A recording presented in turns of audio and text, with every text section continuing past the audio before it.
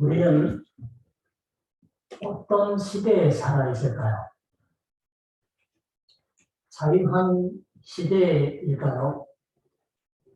아니면 자유 없는 갇혀있는 시대 속에일까요?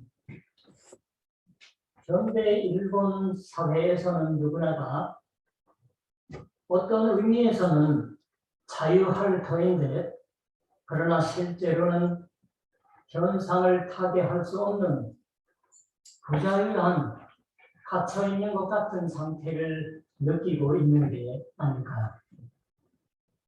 정말로 자유한 인생은 어떠한 것일까요?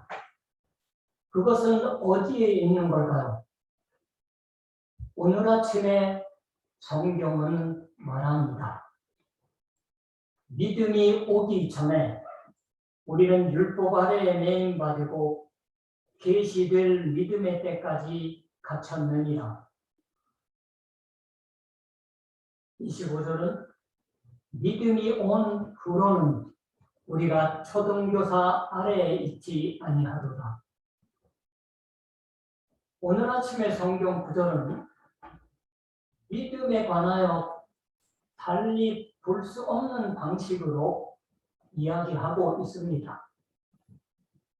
믿음이 왔다라고 말하고 있는 게 그것입니다.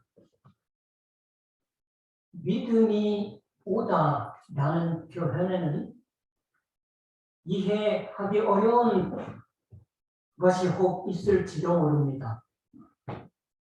우리가 믿음을 가졌다고 하는 게 아닌 겁니다. 믿음이 왔다고 말해지고 있습니다.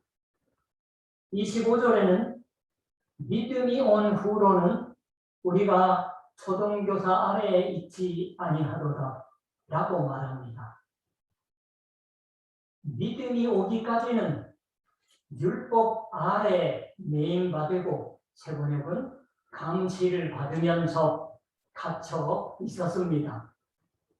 그러나 믿음이 왔으므로 이제는 그와 같은 초등교사 아래에는 있지 않다고 말합니다. 이 초등교사는 적절한 번역의 말이라고는 생각되지 않습니다. 그 이유는 초등교사라는 말에서 아무도 어두운 이미지를 마음에 그려보지 않기 때문입니다. 최근에 초등교사는 아이들에게 웃음 띤 얼굴로 접합니다. CCTV에 잡히기 전에는. 그러나 여기에 들어 쓰여지고 있는 그리스도께서 오기까지의 동안 율법이 그 역할을 맡는 초등교사는 더 어두운 이미지의 말입니다. 신약 성경의 시대 집에 노예가 하는 일로서 어떻게 그 중요한 걸 노예에게 시키나 하는 생각을 혹 하실지 모르나, 당신 전쟁에 저 노예가 된 사람들 중에 주인보다 학식과 인품이 뛰어난 노예가 바로 그 집의 아이들을 감시하는 임무가 있었습니다. 일부러라도 험악한 표정으로 채찍을 갖고서 아이들을 감시하고 공포를 주었습니다. 갇혔느니라 하고 말하는 대로입니다. 그러나 믿음이 와서 초등교사의 매임받았던 감시받고 있던 어두운 시대는 끝났다고 말하는 겁니다. 믿음이 왔다란 예수 그리스도가 오셨던 것을 말합니다.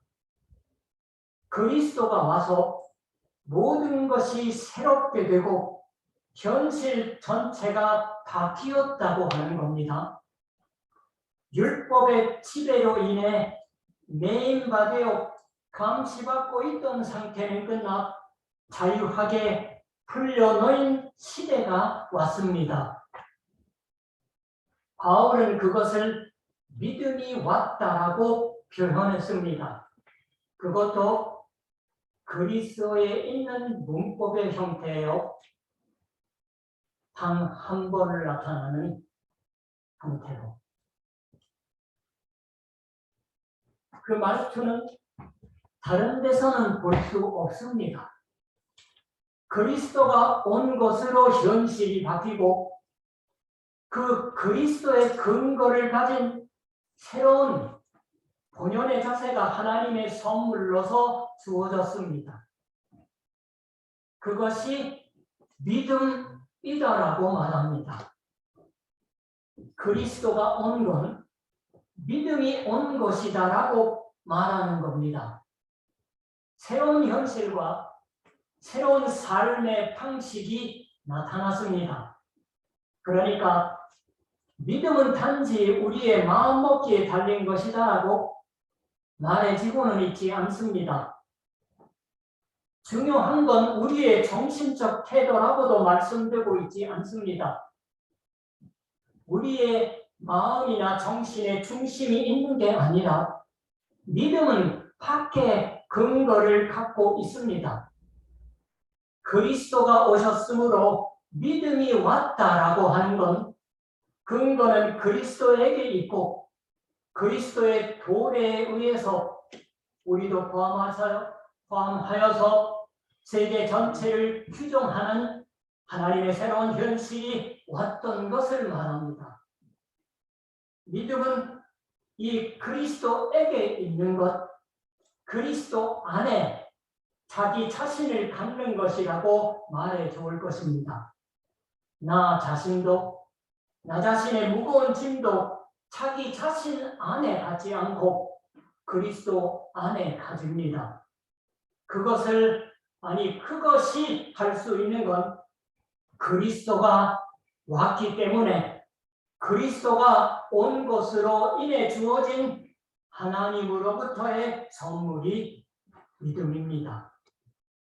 그렇게 되면 맨 먼저 있는 건 그리스도가 온 것이지 우리가 믿고 있는 것이 아닐 것입니다. 믿음이 있는지 없는지 알 수 없는 게 오히려 우리가 아닐까요? 마가복음서가 전하고 있는 주 예수께로 말 못하게 하는 귀신 들린 아이를 데려온 아버지의 외침, 내가 믿나이다.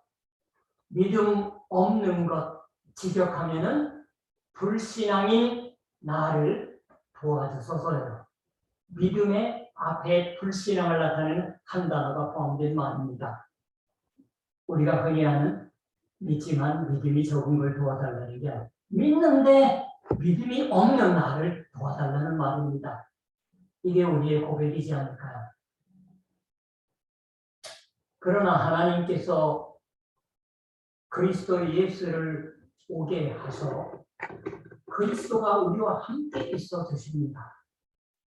믿음은 그리스도와 함께 있을 수 있는 것, 그리스도께 동반되는 것, 즉 그리스도가 동반해 주시는 것, 그리고 그러한 모든 것에 감사하고 있는 것을 믿음이라고 바울은 말합니다. 코비드-19 이전이었다면 우리 스쿠바 동경교회에 하기 수양회가 마쳐졌을 터인 시기입니다. 수양회라 하면 우리 자신의 신앙의 수양을 한다. 신앙심을 깊이 하고 강하게 하기 위해서 하는 것처럼 생각되는 경향입니다. 신앙에는 그러한 우리 자신의 내적 자세나 확신을 강화하는 면도 분명히 있을 겁니다. 그러나 그것이 신앙의 전부도 또한 제일 처음도 또한 근본도 아닌 겁니다. 우리가 믿지 않으면 신앙의 일은 아무것도 시작되지 않는다고 하는 게 아닙니다. 우리가 믿든 믿지 않든 그 이전에 믿음 쪽이 왔다라고 바울은 말합니다. 믿음은 세계사적인 스케일로와 그 이전과 이후를 나누었던 겁니다. 그리스도가 오셨던 것은 그리스도 믿음이 온 것입니다. 그리스도가 온 것으로 이제야말로 믿음이 왔습니다라고 하는 겁니다. 우리 한 사람 한 사람은 이 믿음 안으로 들여주셨습니다. 그로 인해 우리 한 사람 한 사람의 인생의 역사도 양분되었습니다.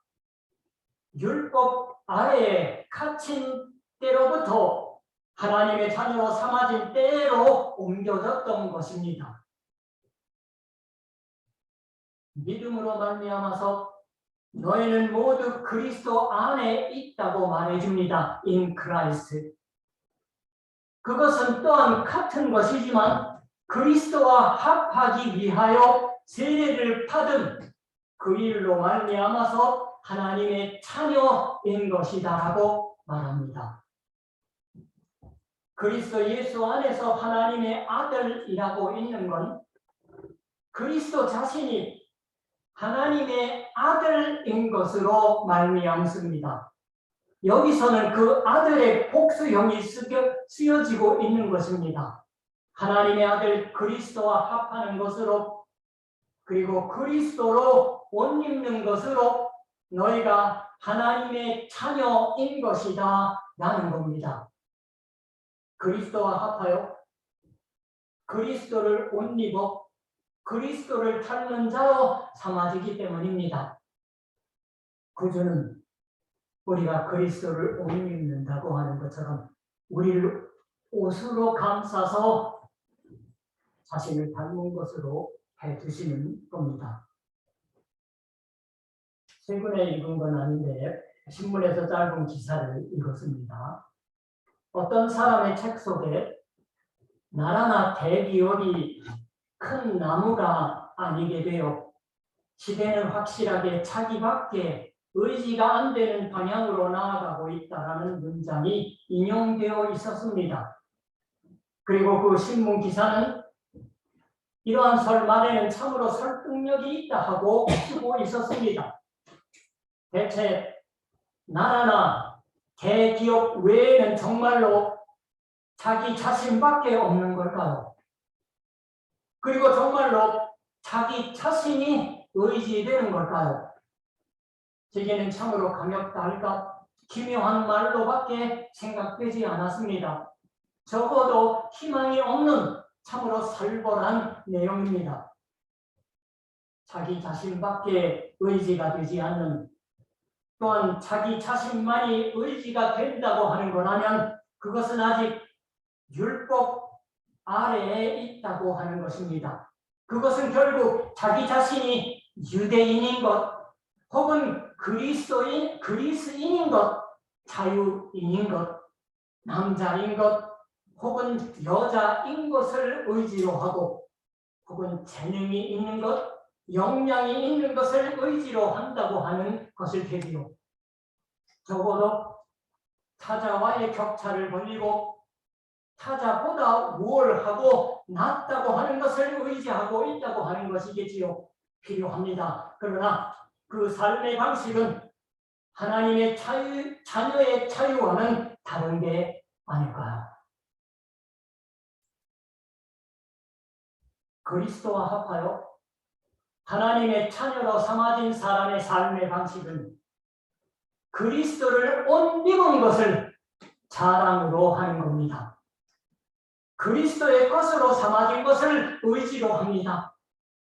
거기서는 이제는 사람과 사람과의 격차를 벌리는 것이 중대하지 않습니다. 해야 이길 수 있지만 서로 간의 일치 그리고 서로 봉사하는 사랑이 생겨납니다.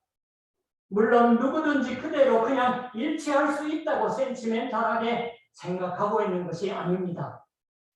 너희는 다 하나이니라 라고 있는 건 그리스도 예수 안에서 나라고 있는 대로입니다. 그리스도 안에서가 아니면 불가능한 일치입니다. 유대인도 헬라인도 없다고 말해지고 있는 건 그냥 오로지 그리스도를 옷 입기 때문입니다. 누구든지 그리스도와 합하기 위하여 세례를 받은 자는 그리스도로 옷 입었느니라.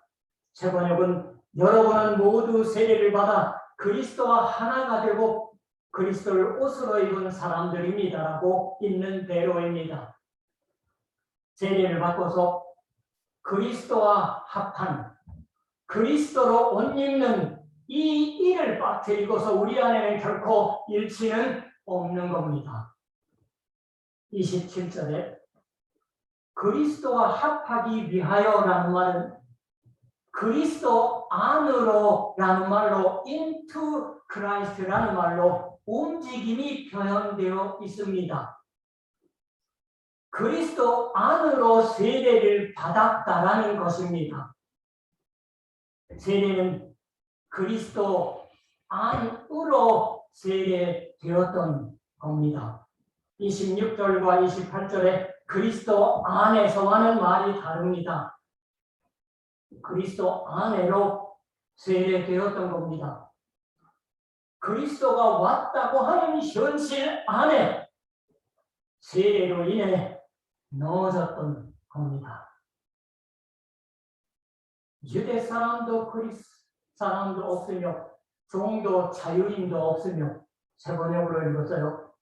우리가 읽는 성경은 너희는 유대인이나 헬라인이나 종이나 자유인이나 상관접속사가 문장 맨 처음에 나와 있습니다. 그러니까 없다라는 말이 없으면 바울의 의도를 알아채기 쉽지 않아요. 유대 사람도 그리스 사람도 없으며 종도 자유인도 없다는 어떠한 것일까요? 여기에는 인간 서로를 찢어놓는 당시의 세 가지 근본적인 분열이 들어지고 있습니다. 유대인이냐 헬라인이냐, 유대인이냐 이방인이냐, 노예냐 자유인이냐, 그리고 남자냐 여자냐입니다. 2000년 넘게 지나서도 이 마지막 계제는 별로 바뀌지 않았을 거예요. 그러나 세번역처럼 남자와 여자가 없습니다라고 바울은 말합니다. 이 표현은 바울 자신의 것이라고 하기보다 당시의 교회의 일반적인 말투였지 않을까라고 많은 사람들이 말합니다. 실제로 갈라디아서에는 유대인과 헬라인, 노예와 자유는 주제로서 기록되어 있지만 남자와 여자라는 문제는 기록되어 있지 않은 겁니다. 왜 여기에 기술되었던 건지 그 이유가 알 수 없는 겁니다. 바울은 또한 이러한 것의 차이가 인류나 사회 일반에 있는 것을 부정하려고 열중했던 사람도 아닙니다. 오늘날에 의식 있는 사람들이 그걸 답해요. 성경은 당시의 사회, 문화, 그 시대 사람들의 입장에서 듣지 않으면 번역된 우리의 말로만 들어서는 이해하기 어렵습니다. 예를 들면 고린도서에서는 당시 고린도 교회 안에 남자도 여자도 없다고 하는 것에서부터 결혼 제도를 불응한, 즉 결혼했어도 금욕을 가져야 한다라고 하는 그룹이 출연했던 것 같습니다. 그러나 바울은 그들에게 답해서 고린도전서 7장을 읽어보시면 결혼의 의미에 관하여서 보내고 있습니다. 바울의 관심은 이러한 차이의 존재를 파기하는 것에 있었던 게 아닙니다. 노예 제도인 경우에도 바울은 그 페이지를 위해서 싸웠다고 하는 일은 없는 겁니다. 그러한 것의 차이, 대립이 사회 일반에 존재하고 있다. 그러나 그로 인해 교회가 찢어져 있지 않다. 세례를 받고서 그리스도와 합해진 자들은 다 하나인 것이다라는 것, 거기에 바울의 관심은 있었습니다. 그것이 하나님의 자녀다라는 것입니다. 거기에는 일치가 있고 서로의 봉사적인 사랑이 있습니다. 그것이 그리스도의 것으로 삼아진 사람들의 새로운 삶의 방식인 겁니다. 세례를 받고서 그리스도를 옷 입었다. 그것이 하나로 만들고 있습니다. 그로 인해서 인간의 분열, 차별, 근본적이라고 보이는 차이가 교회 안에서는 극복된다고 하는 겁니다. 근데 다 뜻은 옳지만 없애려고만 해요. 한국의 학교에서는 경쟁을 없애려고 해요. 여기서 나온 거예요. 이제 바울처럼 있는 걸 없애려고 하는 게 아니라 지금 있는 가운데 어떻게 일치할 수 있느냐가 우리 그리스도인의 삶의 방식이 아닐까요?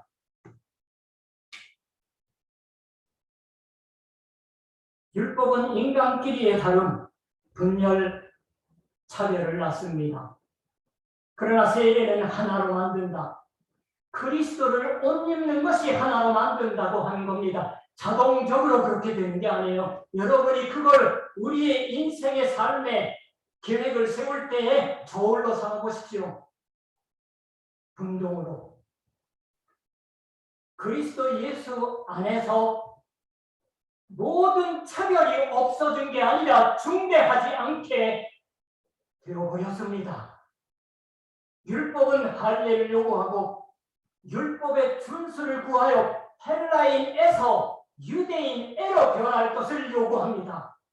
이러면 불일치가 생겨날 리가 없습니다. 헬라인인 체로의 사람과 유대인을 함께 식사를 하는 것이 허락되지 않았습니다. 같은 갈라디아서 2장 13절을 읽어볼까요? 야고보에게서 온 야고보는 당시에 예수 그리스도의 육신의 동생입니다. 온 어떤 이들이 즉 예루살렘으로부터 온 어떤 이들이 이르기 전에 게바 베드로가 이방인과 함께 먹다가 그들이 오매 그가 할례자들을 두려워하여 떠나 물러갔다고 바울이 베드로를 비판하는 장면입니다. 인간이 결정적인 수가 되면 아무래도 차별하고 차이를 두는 것이 중대하게 되고 경쟁과 함께 분열이나 분쟁이 생깁니다. 그러나 구원은 인간에 의하지 않는 겁니다. 그리스도가 오셔서 그리스도께 있는 본연의 모습, 믿음이 나타났다라고 바울이 말하는 겁니다. 이제는 감시나 감금의 상태에 있지 않습니다. 상대방이 일치를 위해서 어떻게 노력하냐고 감시도 하지 않습니다.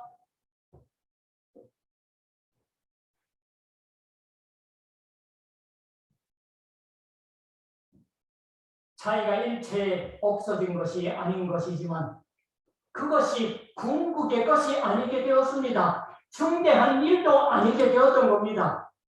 그리스도 예수 안에서 하나이기 때문입니다.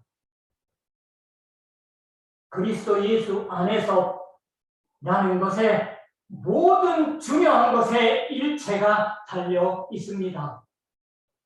그리스도 예수 안에, 즉 자기 자신을 그리스도 예수 안에 갖고 있다. 그것이 그리스도를 믿고 그리스도를 신뢰하고 있는 것입니다.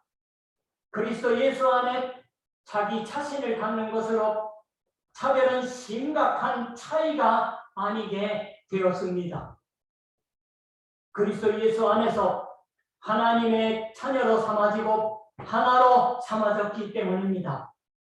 세례를 받았던 건 그리스도의 아내로 세례되었던 겁니다. 코비드-19으로 긴급사태 선언이 발령 중이지 않다면 이제부터 설교 끝내고 성찬에 참여할 셈으로 있었습니다.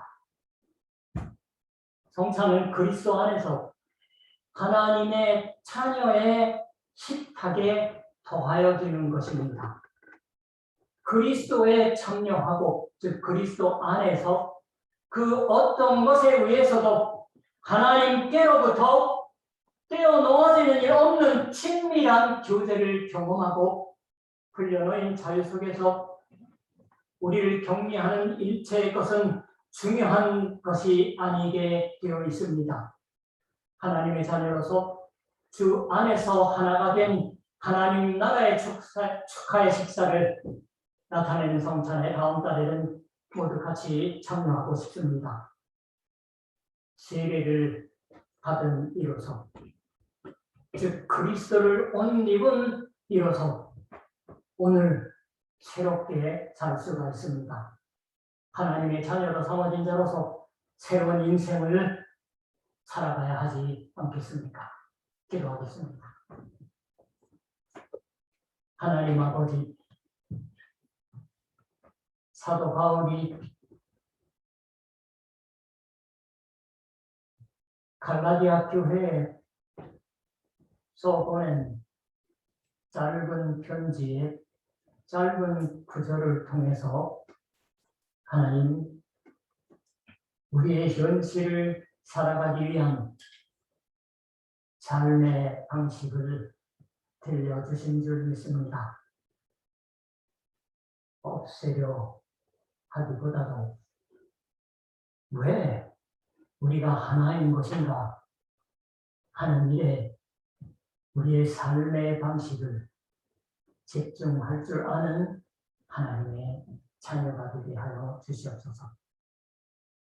세상의 모든 일들이 참으로 올바른 일을 행하기 위하여 다투고 그리고 분열하고 있지만 그 어떤 속에서도 하나님이 세워주신 교회 하나하나의 가지로서 연결된 우리들의 삶은 그리스도 안에서 하나라고 하는 사실로 늘 돌아가서